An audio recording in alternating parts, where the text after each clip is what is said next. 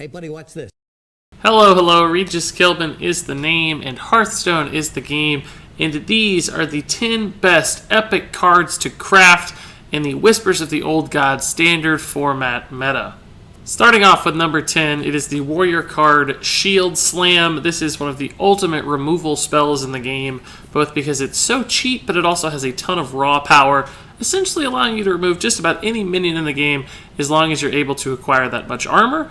And frankly, warrior doesn't have that much trouble getting that much armor, which makes Shield Slam a key component in any late game control style warrior deck. At the number 9 spot is Faceless Manipulator. This card can basically do just about anything. It's good in control style decks because you can copy really big scary minions of your own, and you can copy your opponent's big scary stuff too. But it also fits into combo style decks where you're looking to have a charging minion that does a ton of damage all at once. Essentially, you can get a Faceless Manipulator to copy that minion and very cheaply and efficiently double that charge effect with a lot of flexibility. So it's a high flexibility card that can fit into a variety of different decks. And since it's a classic card as well, it's always going to be a part of your collection, which makes it a very smart choice to craft. Coming in at the number 8 spot is the Priest card, Cabal Shadow Priest. This is one of the highest value 6-mana minions in the game. Not only does it have good stats, but it also has a devastatingly powerful battle cry, and that it can steal an opponent's minion. That means it serves as not only a removal spell of sorts, but also as a board builder, which gives it a ton of raw power as a swing card for a class that really likes late game style play. For my number 7 spot, I've chosen the Druid card, Ancient of War. This is just the biggest, baddest taunt in Hearthstone. It is so frustrating to deal with, and it allows Druid to do some pretty crazy things because they're able to ramp into this card so quickly, giving them a wall style of play that serves the class very well. The 6th best epic to craft in Hearthstone is the Rogue card, Preparation. This is essentially a fundamental card to the class. It allows Rogue to do all of the crazy high-tempo things that Rogue likes to do, including setting off the Gadgetzan Auctioneer that's so famous in Miracle Rogue-style decks. It's just a high-value card that allows you to do crazy things, and that is what Rogue is built upon.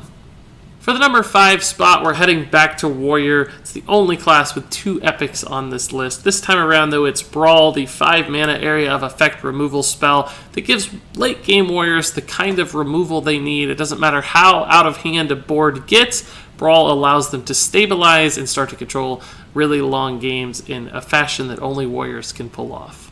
At the number 4 spot, it's Twilight Guardian, a neutral card. Now, I will say that normally I like to give neutral cards the benefit of the doubt when you talk about crafting them because they typically apply to multiple classes, and that gives you a lot more value as far as your arcane dust is concerned.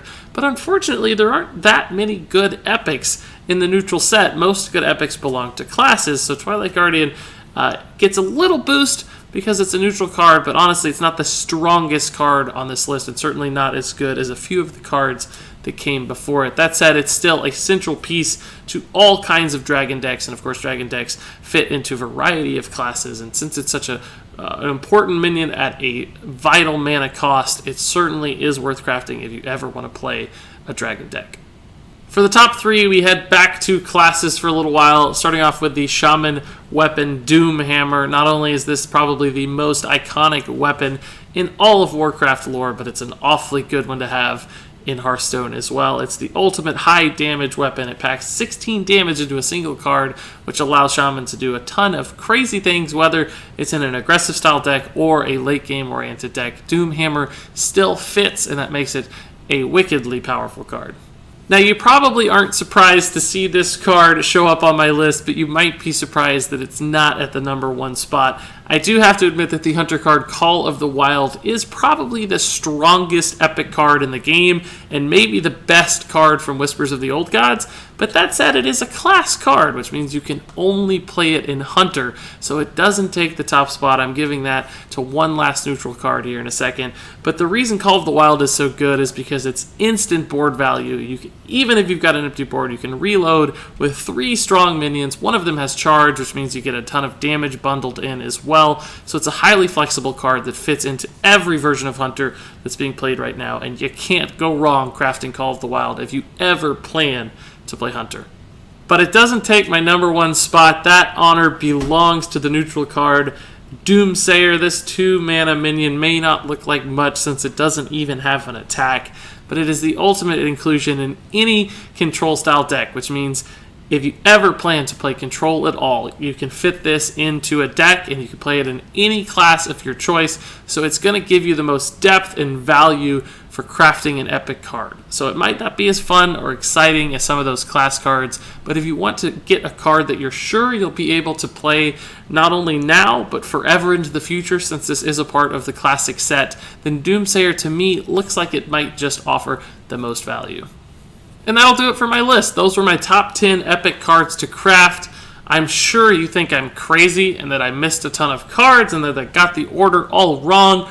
So why don't you tell me? Let me know how you feel in the comments. Share your top 10 epic cards to craft. I can't wait to see them. But that'll wrap it up for me. Thanks so much for watching. And until next time, game on.